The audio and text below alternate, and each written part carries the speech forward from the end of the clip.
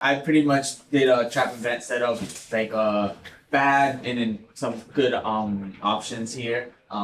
Just trap, obviously when I do a vent after any trap, and then obviously going to a condensate pumps. A lot of the time you see them where they just cut a little angle to the PVC and just stick it right into the pump to stop the negative pressure, which could work, but also it could fail very easily. So in a pinch or whatever, it'll work, but eventually it could fail. What air goes through the PVC and creates negative pressure, and obviously never gonna drip. So just some of the stuff that I've been seeing on the field, so I just wanted to bring that up. But we don't have time, so we just Let's do this. Can I get 2 volunteers? just make sure when we're cleaning up,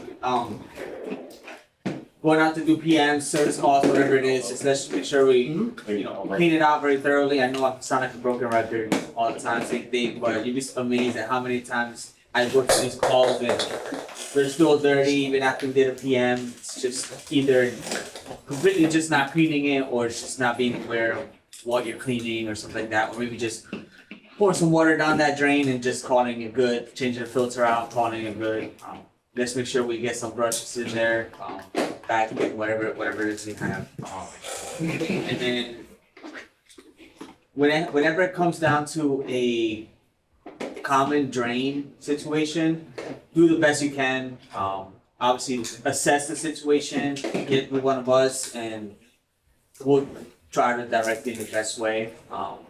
Just had a little bit of issue with one of those common drains over at Q Spartan. So just make sure that we get with the right people, whether it's plumbing or with just calling myself, Mary, and seeing what the best way to take care of that would be. So yeah. Okay, cool.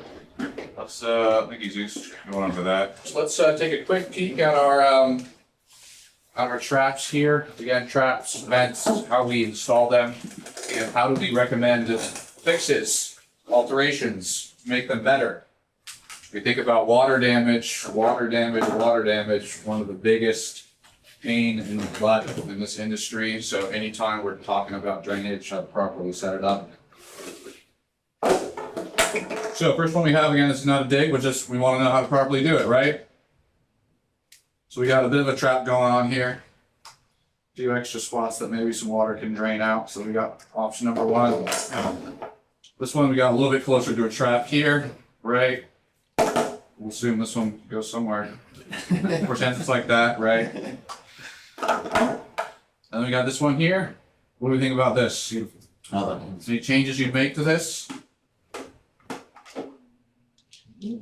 No? This is good. Nice. Any change? Got a little union there, so you can take that off, right? This is our connection point to our air handler. Is that where you want our union? Any opinions? Yeah. Yeah. Okay. I were to change one thing on this, depending on where this sits, cutting that pipe at an angle, right there, allows it to, it prevents it from suctioning to the bottom of that. If you bring it all the way to the bottom and rest it, it's now flat with the bottom of that pump, and it can't pull that water through, or let the water drain out, I should say. Yeah. So depending on the equipment, the pre-made traps are great and they look pretty. I'll give them that. But in realistic, real-world applications, especially with light commercial and commercial equipment, I mean, it takes maybe like 0.5 inches of static to suck the water out of that trap.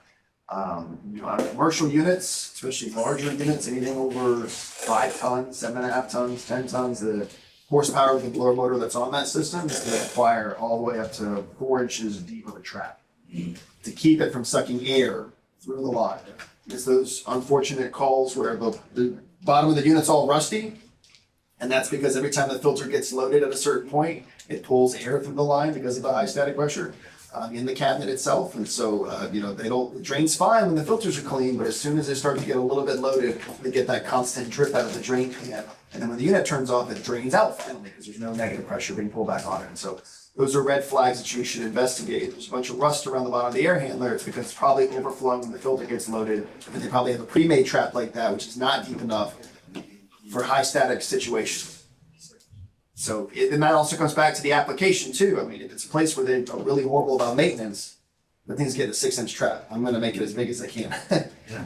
It's just one of those things where you just better safe than sorry. Would you say not only depth but also width could compensate for the